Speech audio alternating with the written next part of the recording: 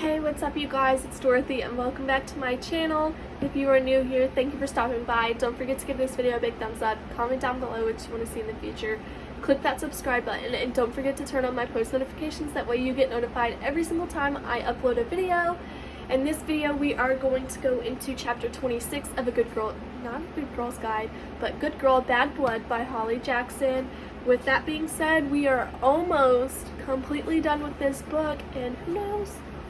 Maybe in the next couple of days of pre-filming I will be done and I will get those up to you as soon as I can.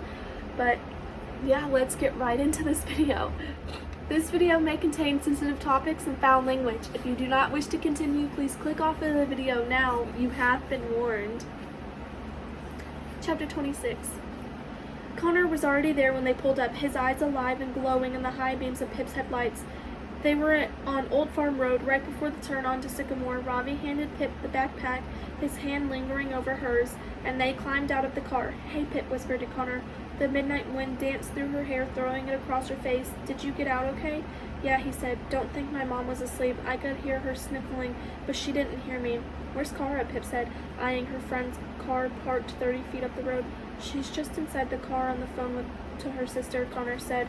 Naomi must have noticed she'd snuck out. "I don't think Cara was trying to be quiet on her way out, because in her words, both my grandparents are practically deaf." "Ah, I see." Robbie came to stand beside Pip, a shield between her and the biting wind. "Have you seen the comments?" Connor said, his voice hardening. Was he angry? It was almost too dark to tell. "Not yet," Pip said. "Why?" "It's been like 3 hours since you released the episode, and the theory on Reddit has already gone viral." "Which one?" "They think my dad killed Jamie." Yes, he was definitely angry, a sharp edge to his voice as he shot it toward her. "They're just saying he took the knife from our house and followed Jamie down Weevil Road, killed him, cleaned and dumped the knife, and hid his body temporarily. That he was still out when I got home around midnight, because I didn't actually see my dad when I got in. And then he was just absent last weekend because he was out disposing of Jamie's body." "Motive: my dad hates Jamie because he's such a fucking disappointment." "I told you not to read the comments," Pip said calmly. "It's hard not to when people are accusing my dad of being a fucking murderer. He didn't do anything to Jamie. He wouldn't." "I never said he did." Pip lowered her voice, hoping Connor would follow suit. "Well, it's your podcast they're commenting on. Where do you think they got those ideas? You asked me to do this, Connor. You accepted the risk that came with it." She felt the dead of the night pressing in around them. "All I've done is present the facts." "Well, the facts have nothing to do with my dad. If anyone's lying, it's Nat De Silva, not him." "Okay." Pip held up her hands. "I'm not arguing with you. All I'm trying to do is find Jamie, okay? That's all I'm doing." Ahead, Cara had just stepped out of the car, a silent hand raised in greeting as she walked over, but Connor hadn't noticed. "Yeah, I know." He also didn't notice Pip raising her eyebrows at him in warning. "But finding Jamie has nothing to do with my dad." "Con," Robbie began. "No, my dad is not a killer," Connor said, and Cara was standing right there behind him. Her eyes clouded over and her mouth stiffened open around the unsaid word. Connor finally noticed her too. Too late, scratching his nose to fill the uncomfortable silence with something. Robbie suddenly became keenly interested in the stars overhead, and Pip started scrambling for what to say. But it was only a few seconds until a smile flickered back onto Cara's face, a strain in it only Pip would notice. "Can't relate," she said offhandedly, with an exaggerated shrug. "Don't we have a stakeout to do, or are we gonna stand here chit-chatting like lost lemons?" It was a saying she picked up in recent weeks from her grandma, and an easy way out of awkwardness. Pip grabbed it and nodded. "Yeah, let's go." It was best for all involved to gloss over the last 30 seconds like they'd never happened. Connor walked stiffly beside her, and they turned down the gravel road, an abandoned farmhouse facing across the grass. And there was something else here, something Pip hadn't expected. A car pulled up roughly off the road, close to the building. "Is someone here?" she said. The question was answered just a few seconds later as a white beam of light flashed behind the grimy windows of the farmhouse. Someone was inside with a flashlight. "What's the play?" Robbie said to Pip. "The indirect or direct approach." "What's the difference?" Connor asked. His normal voice returned to him. "Indirect is stay out here hidden, wait to see who it is when they leave," Robbie explained. "Direct is, well, we march the hell inside now and see who it is, have a little chit-chat. I leaned toward the hidier myself, but we've got an avid marcher here, so direct, Pip said decisively, as Robbie well knew she would. Time isn't on our side. Come on, quietly, she added, because the direct approach didn't necessarily mean giving up the element of surprise. They tri-passed toward the house together, steps falling in line. Are we squad goals? Robbie whispered to Pip. Cara heard and snorted. I said quietly. This means no jokes and no pig snorts, which was exactly how each of them reacted to nervous energy. Pip was the first to reach to open the door, the silvery spectral light of the moon on the walls of the hallway like it was lighting for them, guiding them toward the living room. Pip took one step inside and paused as a gruff rang out up ahead.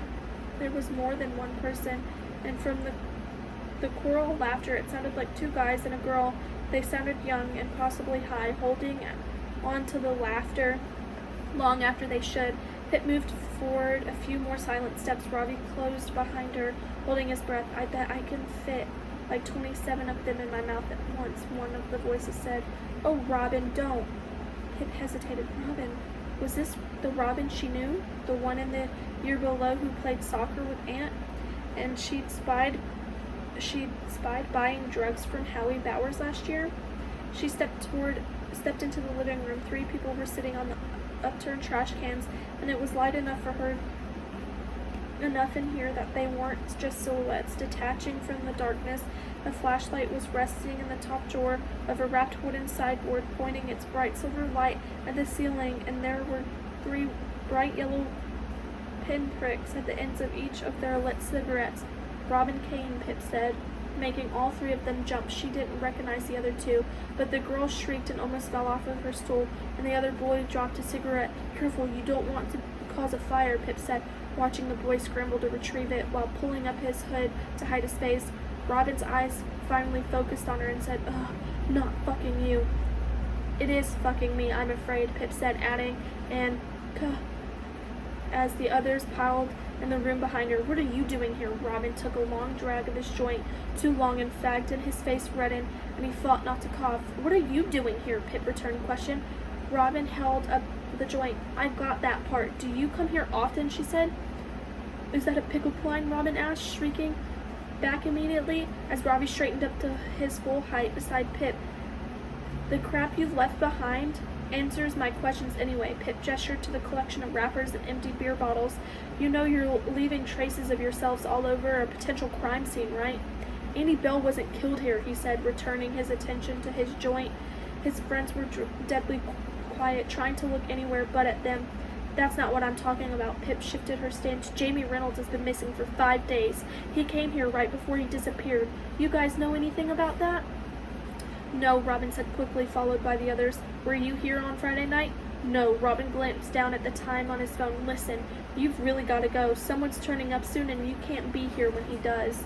Who's that then? Obviously not going to tell you that, Robin scoffed. What if I refuse to leave until you do? Pip said, kicking an empty Pringles can so that it skittered among the trio. You especially don't want to be here, Robin said.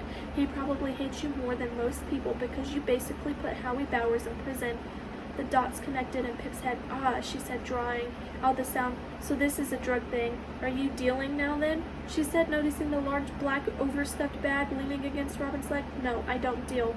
He wrinkled his nose. Well, that looks like a lot more than a personal use in there. Pip pointed to the bag, which Robin was now trying to hide from her, tucking it in between his legs. I don't deal, okay? I just pick it up from some guys in the city and bring it here. So you're like a mule, Robbie offered. They give me weed for free. Robin's voice rose defensively. Wow, you're quite a businessman, Pip said. So someone groomed you into carrying drugs across state lines. No, fuck off, I'm not groomed. He looked down at his phone again, the panic reaching in his eyes, swirling the dark of his pupils. Please, he'll be here any minute. He's already pissed this week because someone skipped out on him. $900 he'll never get back or something. You have to go. And as soon as the last word left Robin's mouth, they all heard it, the sound of wheels crackling on the gravel, the low hum of a car pulling in and cutting out, the tick of its cooling engine puncturing the night. Someone's here, Connor said needlessly. Oh, shit, Robin said, stubbing out his joint on the trash can beneath him. but Pip was already turning, passing between Connor and Cara down the hall into the gaping front door. She stood there at the threshold, one foot crawled over the ledge into the night. She squinted, trying to sculpt the darkness into recognizable shapes. A car had pulled up in front of Robin's, a lighter-colored car, and then Pip couldn't see anything at all, blinded by the fierce white of the car's high beams. She covered her face with her hands and the engine revved, and then the car sped off down Sycamore Road, disappearing in a cloud of dust and scattered pebbles. "Guys," Pip called to the others. "My car! Now, run!" She was already moving, flying across the grass into the swirling dust off the road. Robbie overtook her on the corner. "Keys," he shouted, and then Pip dug them out of her jacket pocket, throwing them at Robbie's hand. He unlocked the car and hurled himself into the passenger seat. When Pip slammed into the driver's side, climbing in, Robbie already had the keys in the ignition waiting for her. She turned them and flickered the headlights, lighting up Cara and Connor as they sprinted over. They flung themselves inside, and Pip pulled away, accelerating before Cara had even shut the door behind her. "What did you see?" Robbie asked as Pip rounded the corner, chasing after the car. "Nothing." She pressed down on the gas pedal, hearing gravel kick up, digging off her side of the car. "But he must have spotted me in the doorway, and now he's running." Why would he run?" Connor asked, his hands gripping Robbie's headrest. "Don't know." Pip sped up as the road dropped down the hill. "But running is something that guilty people do. Are those his taillights?" She squinted in the distance. "Yeah," Robbie said. "God, he's going fast. You need to speed up." "I'm already doing 55, Pip said, biting her lip and pushing her foot down a little harder. "Left," he turned left here. "There," Robbie pointed. Pip swung around the corner onto another narrow country lane. "Go, go, go," said Connor, and Pip was gaining on him, a white body of a car now visible against the dark hedgerows at the side of the road. "Need to get close enough to read his license plate," Pip said. "He's speeding up again," Cara said, face wedged between Pip and Robbie's seats. Pip accelerated, and the speedometer needling over 50 and up, closing the gap between the cars. "Right," Robbie said. He went right. The turn was sharp. Pip took her foot off the pedal and pulled the steering wheel. They flew around the corner, but something was wrong. Pip felt the steering wheel escape from her, slipping through her hands. They were skidding. She tried to turn into it to correct it, but the car was going too fast. It went.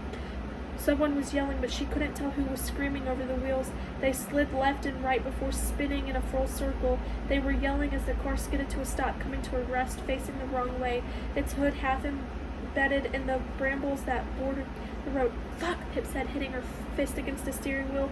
The car horn was blaring for a split second. "Is everyone okay?" "Yeah," Connor said, his breath heavy, his face flushed. Robbie looked over his shoulder, exchanging a look with a shaken Cara before passing it on to Pip, and Pip knew what was in their eyes. The secret of the three of them knew that Connor never could, that Cara's sister, Max Hastings, had been involved in a car accident when they were this age, Max convincing her friends to leave a severely injured man on the road, and that had really been the start of it all, how Robbie's brother was eventually murdered. And they just come recklessly close to something like that. "That was stupid," Pip said, that thing in her gut stretching out to take more of it. "It was guilt, wasn't it? Or shame she wasn't supposed to be like this time," losing herself again. "I'm sorry, it's my fault." Robbie tucked his fingers around hers. "I told you to go faster. I'm sorry." "Did anyone else see the license plate?" Connor asked.